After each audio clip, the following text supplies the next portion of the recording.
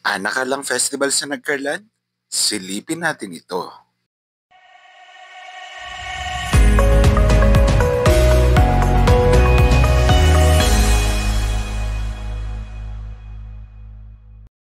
Magandang araw mga Lodi.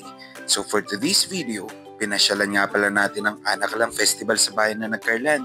Ang Anakalang Festival ay isang taunang pagdiriwang na isinasagawa sa bayan na Nagkarlan. Ito ay isang makulay na selebrasyon na naglalayong ipagdiwang ang kultura, kasaysayan at mga tradisyon ng mga tao na Nagkarlan. Ang pangalan ng festival ay Hango sa Anakalang, isang lokal na karakter sa mitolohiyang Pilipino na kinikilala bilang isang diwata o espiritu ng kalikasan at masaganang ani. Kaya samahan niyo kami upang tuklasin at libutin ang makulay na tradisyon ng bayan na Nagkarlan. At ang una namin pinuntahan ay ang Mini Kalang-Kalang.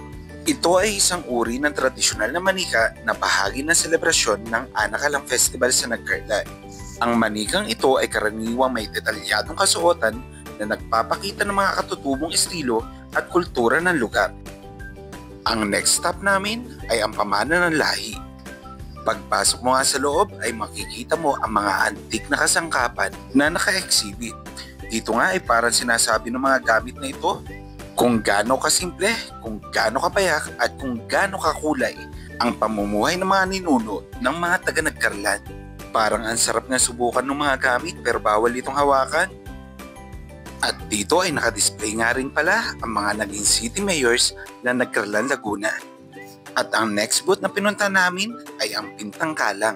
At dito nga sa booth na ito ay makikita mo ang different paintings na nakadisplay at naka-exhibit. Lubhang napakasarap pagmasdan at ang sarap talaga sa mata. Natingnan kung gaano kagaling ang mga nagguhit nito. At tampok nga sa mga iginuhit nila ay ang makasaysayang simbahan na Nagkarlan, Laguna. At dito nga pala ay nakadisplay din ang mga ginamit sa cake decorating contest, kung saan lahat nga naman ng kalahok ay talaga nagpamalas ng kanilang galing sa paggawa at pagdesign ng mga cakes na ito.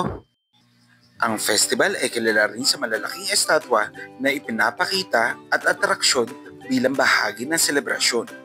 Ito ay nagre-representa at simbolo ng kultura, kasaysayan at tradisyon ng bayan.